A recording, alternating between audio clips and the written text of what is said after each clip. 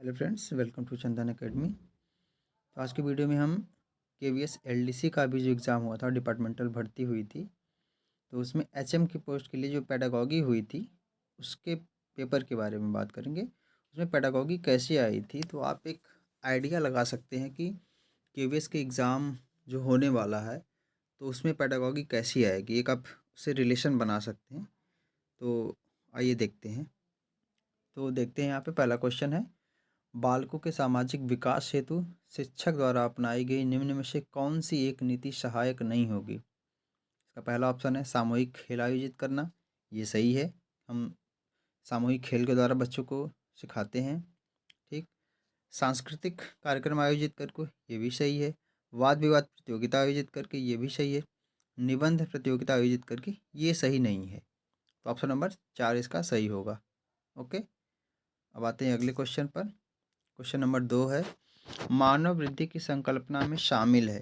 क्या शामिल है? केवल भौतिक वृद्धि। केवल नहीं होता, जहाँ भी केवीएस के एग्जाम में अगर पेडागोगी में अगर आपको केवल दिख जाता है, केवल ओनली, तो मतलब वो ऑप्शन सही नहीं है। ठीक, तो पहला ऑप्शन नहीं सही। भौतिक एवं सामाजिक वृद्धि ये भी होता है। और तीसरा ऑप्शन है मानव में किसी भी प्रकार की मात्रात्मक बढ़त। तो वृद्धि से मतलब ही है हम उसको शामिल करते हैं जिसको हम मेजर कर सकते हैं। ठीक, तो ऑप्शन नंबर इसका 3 सही है। ठीक, नेक्स्ट क्वेश्चन की ओर बढ़ते हैं। क्वेश्चन नंबर 3 क्या कहता है, निम्न में से कौन सा कथन सही नहीं है। परिपक्वता में परिवर्तन प्राकृतिक रूप से होते हैं। सही है। परिपक्वता में परिवर्तन सहज रूप से होते हैं। ये भी सही है। सामान्यतः परिपक्वता में परिवर्तन अनुवांशिक रूप से अभिक्रमित होते हैं। ये भी सही है। परिपक्वता पूर्णतया पोषाहार पर निर्भर है। तो पोषाहार पर तो निर्भर है, लेकिन पूर्णतया केवल और केवल पोषाहार पर निर्भर है, ये नहीं सही है। तो ऑप्शन नंबर 4 हो जाएगा सही इसका। ठीक, नेक्स्ट क्वेश्चन, निम्न में से कौन सा एक बाल विकास का सिद्धांत नहीं है। ठीक, तो बाल विकास उसकी बनावट अनुवांशिक बनावट पर निर्भर है। ये नहीं सही है, पहला ही ऑप्शन इसका सही है, क्योंकि बाल विकास केवल अनुवांशिक बनावट पर नहीं, अनुवांशिक और पर्यावरण दोनों पर निर्भर करता है। ठीक, अगला क्वेश्चन है, निम्न में से कौन सा एक कथन सही है। तो फर्स्ट ऑप्शन इसका, वृद्धि बाल विकास का एक भाग नहीं है। ठीक, बाल विकास बाल विकास में मात्रात्मक बाल विकास में मात्रा भौतिक और सामाजिक विकास शामिल है। ये भी है। बाल विकास में भौतिक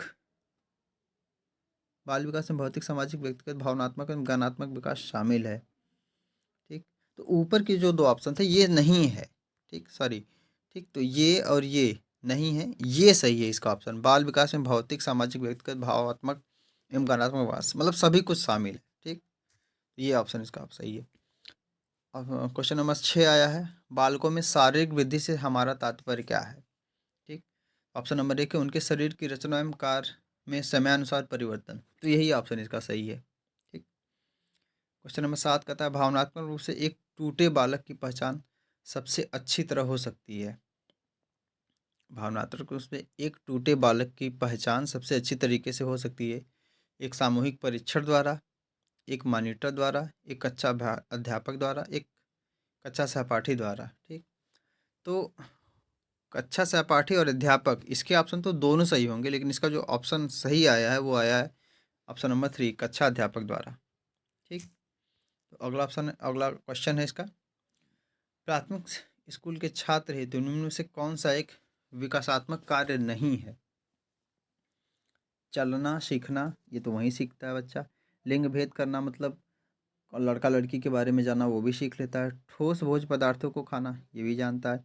भावनात्मक रूप से स्थिर होना सीखना, ठीक, ये नहीं होता है, क्योंकि जो प्राथमिक स्कूल का बच्चा होता है वो भावनात्मक रूप से स्थिर नहीं होता है, वो चंचल रूप में होता है। ठीक, तो इसका ऑप्शन नंबर 4 सही है।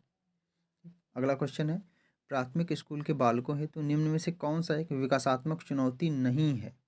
ठीक, इसमें ज़्यादा से ज़्यादा क्वेश्चन नहीं वाले आ रहे हैं, तो ये आपको ध्यान देना होगा कि एवीएस के अगले आने वाले एग्ज़ाम में भी कि नहीं सब पे आपको फोकस करना है।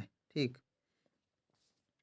तो इसमें देखते हैं, व्यवहार विकार, ठीक, ये भी है। स्वलीनता, ये भी है। एक अच्छे जीवन की अवधारणा, ठीक, क्वेश्चन क्या है, एक बार फिर से पढ़ लेते हैं। प्राथमिक स्कूल के बालकों हेतु निम्न में से कौन सा एक विकासात्मक चुनौती नहीं है? ठीक, एक अच्छे जीवन की अवधारणा, ठीक, उनके लिए अभी ये ऑप्शन नंबर इसका थर्ड सही है। ठीक, क्योंकि प्राथमिक स्कूलों में बच्चे अभी अपने जीवन के बारे में नहीं सोचते हैं। ठीक, तो अगला क्वेश्चन देखते हैं। क्वेश्चन नंबर 10 है, अधिगम अक्षमताओं वाले कुछ प्राथमिक शाला में बच्चों के संबंध में एक अध्यापक क्या श्रेष्ठतम निर्णय ले सकता है? ठीक, स्टाफ मिसिंग मीटिंग में मसले को उठाकर उस पर चर्चा करना। दूसरा है, प्रभावित बालकों के अभिभावकों से बैठक में इस मुद्दे पर चर्चा करना। तीसरा है, अपने अध्यापक प्रशिक्षण कार्यक्रम में पाए गए प्रशिक्षण के आधार पर समस्या का हल निकालने का प्रयास करना। तो ऑप्शन नंबर यही सही है इसका। ठीक, अगला क्वेश्चन देखते हैं। क्वेश्चन नंबर 11 क्या कहता है? बच्चे का सामाजिककरण सबसे पहले शुरू होता है जब बच्चा बड़ा होता है, जब अपने प्राथमिक स्कूल में जाता है तो सबसे पहले वो घर पर ही सीखता है। ठीक, बच्चे का जो सीखने की प्रक्रिया होती है वो तो सबसे पहले उसकी टीचर जो होती है उसकी माँ होती है। तो माँ के बाद उसका फैमिली होता है, उसके बाद विद्यालय होता है। ठीक, तो इसके ऑप्शन है, उसके खेल के साथियों से ये नहीं सही, उसके स्कूल के पहले दिन से ये भी नहीं सही, उसके पड़ोसियों से ये भी नहीं, उसके अभिभावकों से। ठीक, तो ऑप्शन नंबर 4 ही सही है उसका। और इसमें अगर ऑप्शन आता है तो मदर अगर आता है तो मदर करेंगे, फिर पेरेंट्स होगा, फिर फैमिली होता है, फिर स्कूल होता है, फिर साथी होते हैं। ठीक, अगला क्वेश्चन देखते हैं। क्वेश्चन नंबर 12, एक अध्यापक घर तथा स्कूली निरंतरता को श्रेष्ठतम बढ़ावा दे सकता है। ठीक, अब जैसे क्या है, केवीएस करता है क्या है कि अपने जो भी स्कूल उसकी प्रक्रिया है उसमें अभिभावकों को भी ज़्यादा से ज़्यादा शामिल करने की कोशिश कर रहा है। ठीक, तो इसके ऑप्शन को इस बात को ध्यान में रख के पढ़िएगा। ठीक, अभिभावक अध्यापक समिति की बराबर बैठकें आयोजित कर अधिकतम अभिभावकों के साथ स्कूली बच्चों से अंतर क्रिया सुनिश्चित कर। तो यही ऑप्शन इसका सही है। ठीक, ऑप्शन नंबर 2। आगे का ऑप्शन देख लेते हैं। अभिभावकों के यहाँ समय समय पर जाकर, ये तो पॉसिबल नहीं होगा ज़्यादा टाइम।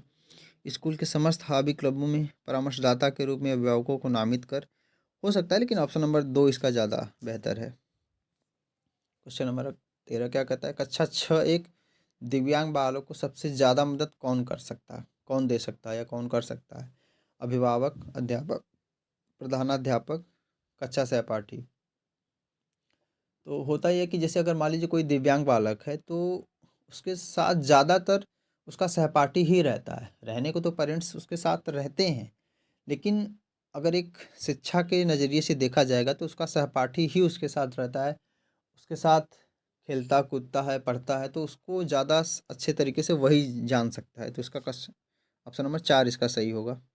क्वेश्चन नंबर 14 कहता है, निम्न में से कौन सा एक एक बालक में ज्ञानात्मक विकास का कार्य नहीं है? ठीक, सूचना याद करना ये है। ठीक, नई सूचना सीखना ये भी है। योजना बनाना एवं निर्णय लेना ये भी है। वाद्य यंत्र को तीव्र गति से बजाना ये नहीं। अगर केवल ये रहता कि वाद्य यंत्र को बजाना या वाद्य यंत्र को सीखना तो ये भी हो सकता था, लेकिन तीव्र गति से बजाना तो ये नहीं सही है। तो ऑप्शन नंबर 4 इसका सही है। अगला क्वेश्चन, एक कुसमायोजित बालक का अत्यधिक संभावित क्या कारण हो सकता है? उसका कमजोर भावनात्मक विकास, यही है इसका ऑप्शन। ऑप्शन आगे का देख लेते हैं। उसकी निम्न आर्थिक पृष्ठभूमि, ठीक, परीक्षा में उसके कम प्राप्तांक होना, उसके निम्न बौद्धिक स्तर। तो नहीं, ऑप्शन नंबर 1 ही सही है। पियाजे के अनुसार मूर्त संक्रियात्मक चिंतन की अवस्था के बीच मूर्त संक्रियात्मक चिंतन की अवस्था डॉट के बीच दिखाई देती है। तो इसका ऑप्शन आपको पता ही होगा। ठीक, मूर्त संक्रियात पियाजे ने अपने सिद्धांत में बताया था कि उसकी क्या क्या अवस्था होती है। 4 अवस्था उन्होंने बताई है। तो क्वेश्चन नंबर 15 का ऑप्शन 2 सही है, 7 से 11। ठीक, अगला क्वेश्चन है, छात्रों के बीच सकारात्मक आत्मसम्मान विकसित करने में किसका अधिक महत्व नहीं है? ठीक, तो छात्रों के सकारात्मक आत्मसम्मान मतलब कि उनकी खुद की रिस्पेक्ट। ठीक, तो ऑप्शन है, छात्रों का लक्ष्य प्राप्ति योग्य और प्रासंगिक होना। ठीक, ये है। सकारात्मक जीवन अनुभव पर बल देना ये है। अति संरक्षण देना ये नहीं होगा। ठीक, अगर छात्रों को आप अति संरक्षण देंगे तो उनकी रिस्पेक्ट नहीं है उसमें। ठीक। अगला क्वेश्चन, विद्यालय समय सारणी के बारे में कौन सा कथन सही नहीं है? ठीक। विद्यालय समय सारणी का मतलब ये होता है कि एक टाइम टेबल होता है टीचर के आने का, जाने का, बच्चों के आने के जाने का, तो उसकी बात हो रही है। तो ये ऑप्शन देखते हैं इसके। यह अध्यापकों में रुचि और प्रेरणा को बढ़ाती है, ठीक है। यह कठोरता को कम करने में सहायता करती है, ये नहीं होगा। ठीक। कठोरता को कभी नहीं कम करती है। जो जो भी टाइम टेबल होता है इसमें ये होता है कि टीचर कब आएगा, कब जाएगा। ठीक, तो ये होता है। ये ऑप्शन इसका सही होगा। अगला क्वेश्चन, एक इकाई की विशेषता क्या नहीं है? एक इकाई की विशेषता का मतलब यहाँ पे ये है कि जैसे होता है लेसन प्लान होता है, यूनिट प्लान होता है, तो उसकी बात हो रही। तो इसमें ऑप्शन नंबर इसका 3 सही है। संभावित शिक्षण सामग्री का पूरा वर्णन करना। ठीक। अगला क्वेश्चन, एक अध्यापक अनेक उदाहरण देता है और फिर किसी संकल्पना प्रवणता को स्पष्ट करने के लिए नियम बनाता है। वह किसका प्रयोग कर रहा है? ठीक। इसके ऑप्शन है अन्वेषणात्मक उपागम, दूसरा है आगमनात्मक उपागम, तीसरा है स्वतः शोध उपागम और चौथा है निगमनात्मक उपागम। इसका ऑप्शन सही है 2। ऑप्शन नंबर 2 इसका सही है। अगला क्वेश्चन है, एक अध्यापक का अपने विषय पर अधिकार होना चाहिए ताकि वह, ऑप्शन है छात्रों को प्रेरित कर सके, दूसरा शिक्षण को अधिक प्रभावी बना सके, लोकप्रिय हो सके, छात्रों को प्रभावित कर सके। तो इसका ऑप्शन सही है ऑप्शन नंबर 2। ठीक। शिक्षण को अधिक प्रभावी बना सके। अगला क्वेश्चन, कक्षा में अच्छी चर्चा होने की मूलभूत शर्त क्या है? ऑप्शन है अध्यापक द्वारा विषय वस्तु पर अधिकार, ठीक, कभी नहीं। अच्छा शिक्षण कौशल, तीसरा अच्छा अनुशासन, प्रयोजन तथा कक्षा में रुचि का महत्व, ये समत्व लिख गया है, मिसप्रिंट है थोड़ा सा। तो प्रयोजन तथा कक्षा में रुचि का महत्व, तो ऑप्शन नंबर 4 इसका सही है। ठीक। अगला क्वेश्चन, एक अच्छा मुख्य अध्यापक वह है जो अच्छे प्रशासन के सिद्धांतों को समझता है और उनको कड़ाई से लागू करता है, दूसरा छात्रों और अध्यापकों को स्वतंत्रता देता है, तीसरा अनुशासन प्रिय होता है और कदाचार व्यवहार से समझौता नहीं करता, तीसरा दृष्टिकोण में लचीलेपन का प्रयोग करता है और मानवीयता के साथ सहयोगपूर्ण रूप से काम करता है। यही है इसका ऑप्शन नंबर 4 सही होगा। ठीक। अगला क्वेश्चन देखते हैं, अध्यापक केंद्रित उपागम में क्या कोर्स को बढ़ाने की एक विशेषता नहीं है? नहीं वर्ड ज़्यादा आ रहे हैं इस एग्ज़ाम में, तो आप इसको ध्यान में रखेंगे। ठीक। अध्यापक केंद्रित उपागम में क्या कोर्स को बढ़ाने की एक विशेषता नहीं है? ऑप्शन नंबर 1 है व्याख्यान पद्धति, दूसरा सक्रिय अधिगम, तीसरा किसी इकाई योजना और इकाई परीक्षण का ना होना, और चौथा है संकल्पनात्मक प्रयोजन के लिए दत्त कार्य और परीक्षा। तो इसका ऑप्शन नंबर 2 सही है। ठीक। अगला क्वेश्चन देखेंगे, अधिगम केंद्रित उपागम की मुख्य विशेषता है विकासात्मक पाठचर्या, खेल खेल में और आनंदपूर्ण विधियाँ, ज्ञान के निर्माता के रूप में अधिगम करता, सहभागी अनुशासन। तो इसका ऑप्शन नंबर 3 सही है, ज्ञान के निर्माता के रूप में अधिगम। अगला ऑप्शन देखेंगे, इनमें से क्या समूह अधिगम की एक विशेषता नहीं है? ठीक।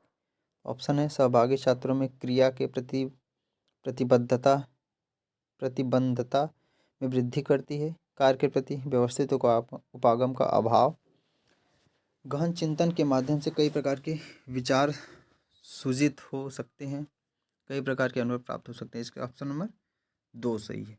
ठीक। कार्य के प्रति व्यवस्थित उपागम का अभाव।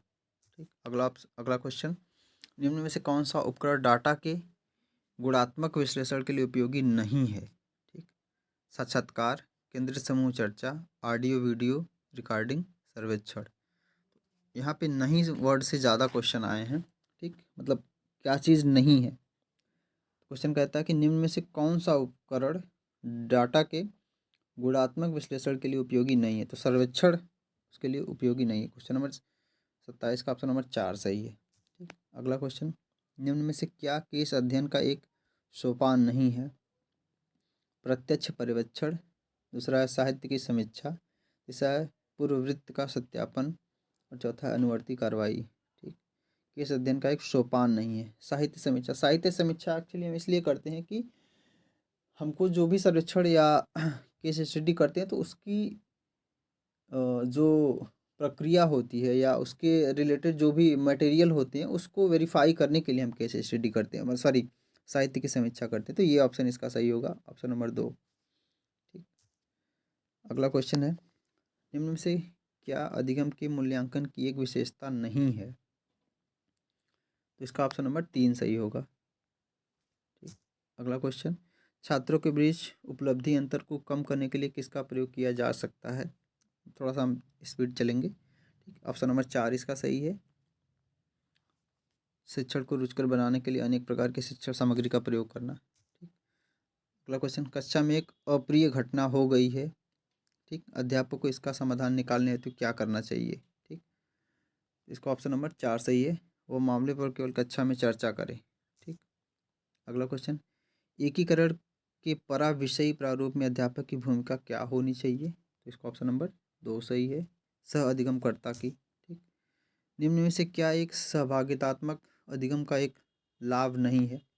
इसका ऑप्शन नंबर 1 सही है, विषय उन्मुखी पुरस्कार प्रणाली। ठीक, एक पाठ्यपुस्तक किसने अधिक उपयोगी नहीं होती? एक पाठ्यपुस्तक किसमें अधिक उपयोगी नहीं होती? ठीक, विषय वस्तु पर अधिकार रखने में, ठीक, उसमें उपयोगी नहीं होती है। आईसीटी उपकरण के व्यापक वर्गीकरण में क्या शामिल नहीं है? तो ये इसमें योजना उपकरण शामिल नहीं है। ठीक, अगला, निम्न में से कौन से वर्ष के पड़ाव से पहले बच्चे के मस्तिष्क का 85% परिमाणिक विकास हो जाता है? इसका है ऑप्शन नंबर 6 वर्ष। अगला क्वेश्चन है, माध्यमिक विद्यालय के छात्रों में सामाजिक विज्ञान में अमूर्त चिंतन विकसित करने हेतु निम्नलिखित में से कौन सा विकल्प सर्वाधिक उपयुक्त है? ठीक, इसका ऑप्शन नंबर 1 सही है, पहली नागरिकता की संकल्पना का शिक्षण और उसके बाद भारत के राष्ट्रपति की शक्तियाँ की संकल्पना का शिक्षण। अगला क्वेश्चन, विद्यालय के विद्यार्थियों में चिंतन पैटर्न के विकास का निम्नलिखित में से सही क्रम कौन सा है? तो इसका ऑप्शन नंबर 3 सही है, अवधारणात्मक चिंतन, वैचारिक चिंतन, चिंतनशील, प्रश्नात्मक चिंतन। अगला क्वेश्चन, निम्न में से किसने विद्यार्थियों हेतु गैर निर्देशात्मक परामर्श सहायक होगा? ठीक, तो इसका ऑप्शन नंबर 1 सही है, एक विद्यार्थी जो अंधेरे से डरता है। ठीक, दोनों लिंगों के बराबर किया यूं के साथियों के साथ नए और अधिक परिपक्व संबंध बनाने संबंधी विकासात्मक कार्य कौन सी अवस्था से जुड़ा है? ठीक, तो इसमें है किशोरावस्था। किशोरावस्था को और क्या कहते हैं? किशोरावस्था को और तूफान की अवस्था कहते हैं। ठीक, भारत की राष्ट्रीय मानसिक व्यवस्था नीति प्रारंभ की गई थी, तो ये प्रारंभ की गई थी वर्ष 2014 में, ऑप्शन नंबर 2 सही है। भारत में जनसंख्या जो मानसिक विकारों से ग्रसित है वह है 6 से 7%। ठीक, ऑप्शन नंबर 1 सही है। क्वेश्चन नंबर 43 कहता है, विद्यार्थियों की अकादमिक उपलब्धि के आधार पर एक शिक्षक अपनी कक्षा को 3 वर्गों में बांटता है। औसत शैक्षणिक उपलब्धि से ऊपर विद्यार्थी, औसत शैक्षणिक उपलब्धि के विद्यार्थी एवं औसत शैक्षणिक उपलब्धि के से नीचे के विद्यार्थी।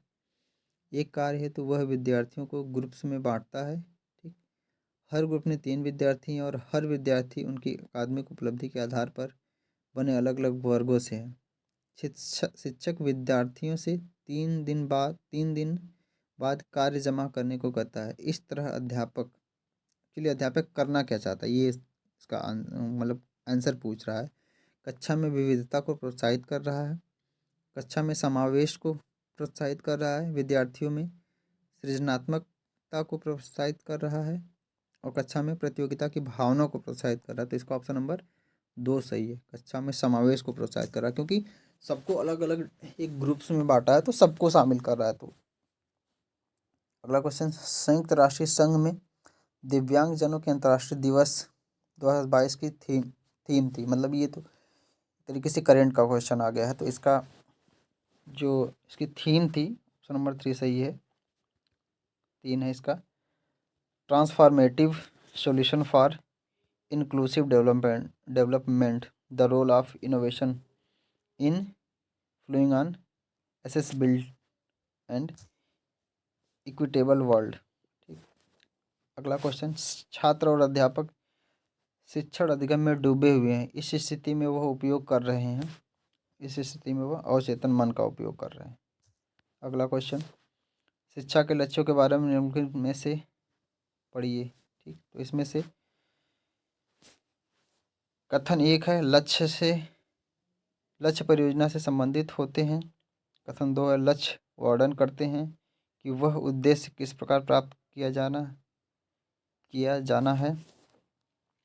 तीसरा है लक्ष्य शिक्षा की उपलब्धि पहलुओं पर केंद्रित है। चौथा है लक्ष्य वांछित प्रतिफल होते हैं। और पांचवा है लक्ष्य मापने योग्य होते हैं। उपयुक्त के आधार पर निम्नलिखित में से लक्ष्यों के बारे में गलत विकल्प कौन सा है। ठीक,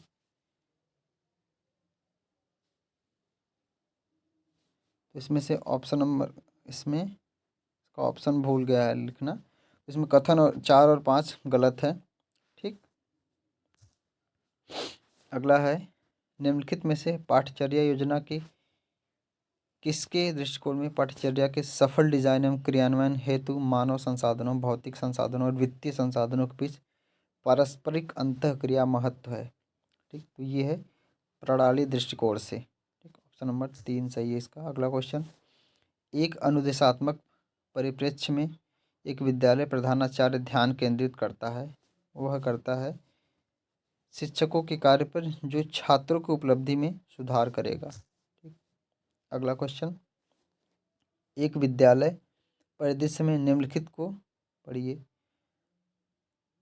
ऑप्शन नंबर ए है पाठ्यचर्या विकासकर्ताओं द्वारा अधिकतम प्रतिफलों को तैयार करना, अध्यापकों द्वारा पाठ्यक्रम पूरा करना, ये दूसरा था। तीसरा है कक्षा में शिक्षण वास्तविक जीवन के उदाहरणों पर आधारित होना चाहिए। चौथा है विद्यार्थियों द्वारा ज्ञान निर्माण उन्हें सामाजिक समायोजन में सहायक होना चाहिए। करना क्या है, उपरोक्त के आधार पर निम्नलिखित में से सही विकल्प कौन सा है। तो इसका ऑप्शन नंबर ए और बी लक्ष्य है। ठीक, और ऑप्शन नंबर सी और डी उद्देश्य हैं। ठीक, अगला क्वेश्चन, एक विद्यालय प्रधानाचार्य शिक्षकों को अपने स्वयं के शैक्षिक सिद्धांतों को बनाने की स्वतंत्रता देते हैं, जैसा कि वे शिक्षक कक्षा की बातचीत के बारे में वर्णन, विश्लेषण और अनुमान लगाते हैं। विद्यालय प्रधानाचार्य का चिंतनशील अभ्यास आधारित है, इसमें उनका वर्णनात्मक उपागम पर आधारित है। अगला क्वेश्चन, निम्नलिखित से किसके अनुसार विद्यालय विकास योजना अनिवार्य है। तो इसका आरटी एक्ट 2009 के अकॉर्डिंग। ठीक, अगला, कक्षा 8 की समय सारणी में गणित के शिक्षण हेतु कौन सा कालांश विद्यार्थियों के लिए सर्वाधिक उपयुक्त होगा। तो इसके लिए दूसरा कालांश उपयुक्त होगा। राष्ट्रीय उपलब्धि सर्वेक्षण 2021 किसके द्वारा किया गया था। ये किया गया था NCERT के द्वारा। अगला, एक अध्यापक मंच पर संत सेज ऑन स्टेज है, अध्यापक को किस रूप में परिलक्षित किया है। अध्यापक को विशेषज्ञ रूप में, व्याख्याकर्ता के रूप में। ठीक, अभिभावक शिक्षण मंचों की सर्वाधिक उपयोगिता विद्यार्थियों के अधिगम की गुणवत्ता वृद्धि से है। अगला, भारत की संसद में मानसिक स्वास्थ्य देखभाल अधिनियम बनाया गया है, ये बनाया गया है वर्ष 2017 में। अगला, निम्नलिखित संवैधानिक अनुच्छेदों में से कौन सी एक संवैधानिक गारंटी बच्चों के लिए नहीं है। तो ये है अनुच्छेद 30। क्वेश्चन नंबर 58 कहता है सफल निम्नलिखित में से किस ग्रेड के लिए नहीं है। फिर आया नहीं से क्वेश्चन, तो ग्रेड 6 के लिए नहीं है। NEP नेशनल एजुकेशन पॉलिसी 1968 के अच्छे प्रदर्शन न कर पाने से जुड़ी मुख्य थीम थी। ये थी 14 वर्ष तक के बच्चों के लिए अनिवार्य शिक्षा पर प्रकाश नहीं डाला गया था। तो ये जो पहली हमारी शिक्षा नीति थी वो 1968 थी, जिसमें 14 वर्ष तक के बच्चों को के लिए अनिवार्य शिक्षा पर प्रकाश नहीं डाला गया था, मतलब उनके लिए शिक्षा अनिवार्य नहीं की गई थी। शिक्षा तो दी जाती थी लेकिन अनिवार्य नहीं की गई थी। अब क्या है कि इसको आर्टिकल 21 में डाल दिया गया है और बोला गया है कि 14 वर्ष तक के बच्चों के लिए अनिवार्य और निःशुल्क शिक्षा होनी चाहिए। तो इसका ऑप्शन नंबर 4 सही है। अगला क्वेश्चन है, माध्यमिक शिक्षा प्रबंधन सूचना प्रणाली के लिए नोडल एजेंसी कौन सी है? तो ये है NUEPA। ठीक। अगला क्वेश्चन, RT एक्ट 2009 के अंतर्गत शिक्षकों के लिए न्यूनतम कितने घंटे प्रति सप्ताह विहित किए गए हैं? ठीक, मतलब उनको 45 घंटे तैयारी सहित, मतलब एक हफ्ते में उनको 45 घंटे देने हैं बच्चों के लिए, इसमें उनकी तैयारी भी इंक्लूड है। शिक्षण के लिए न्यूनतम स्नातक योग्यता 4 वर्षीय समन्वित BEd डिग्री किस दस्तावेज में संतुष्ट की गई है? तो ये कही है अभी हमारी जो नई शिक्षा नीति आई है 2020, उसमें की गई है। निम्नलिखित में से किसे समाज के प्रति विद्यालय की भूमिका नहीं समझना चाहिए? समाज में पदों का सृजन, ठीक, इसको नहीं समझना चाहिए। अगला क्वेश्चन, दक्षता आधारित अधिगम में उपयोग की अपरिहार्य आवश्यकता है, किसकी है? वो है निदानात्मक परीक्षण की। ऑप्शन नंबर 2 सही है इसका। अगला क्वेश्चन, निम्नलिखित में से कौन सी शिक्षण सहायक सामग्री पूर्ण प्राथमिक स्तर के बच्चों के लिए सर्वाधिक उपयुक्त रहेगी? ठीक, तो ये है कठपुतली प्रदर्शन। ठीक। अगला क्वेश्चन, एक पाठ की विशेषता है शिक्षार्थी शैक्षिक सामग्री पर निपुणता के लिए समूह में काम करते हैं। ऑप्शन नंबर बी है समूह विषमांग है। ऑप्शन नंबर सी है पारितोषिक प्रणाली व्यक्तिगत आधारित न होकर समूह आधारित है। यह किस प्रकार के अधिगम को दर्शाता है? ठीक, तो इसका ऑप्शन सही है सहकारिता अधिगम। ठीक। अगला है, RT एक्ट 2009 भारतीय संविधान के किस अनुच्छेद के तहत लागू किया गया है? तो यही वही है, अनुच्छेद 21A के तहत लागू है। ठीक, इसी में कहा गया है कि 14 वर्ष तक के बच्चों के लिए अनिवार्य और निःशुल्क शिक्षा है। अगला क्वेश्चन है, निम्न में से कौन सा कथन पाठ्यचर्या के लिए सत्य है? तो इसका ऑप्शन नंबर 2 सही है, पाठ्यचर्या की प्रकृति विहितात्मक है। ठीक। अगला क्वेश्चन, व्यक्तित्व के सर्वांगीण विकास हेतु सबसे अनिवार्य पक्ष निम्नलिखित में से क्या है? तो उसके लिए ऑप्शन नंबर 4 सही है, वांछित परिस्थितियों में प्रतिभा के उपयुक्त उपयोग, मिसप्रिंट हो गया, उपयोग की क्षमता है। ठीक। तो अगला क्वेश्चन है और अंतिम है, शिक्षा में व्यवसायीकरण की संस्तुति किस समिति ने की थी? ठीक, ये ऑप्शन नंबर इसका 2 है, मेलकम आदिशेस्या समिति। तो थैंक यू फ्रेंड्स, अगर आपको पसंद आया हो तो प्लीज़ हमारे चैनल को सब्सक्राइब ज़रूर करिएगा। ठीक, और शेयर भी ज़रूर से ज़रूर करिएगा। धन्यवाद।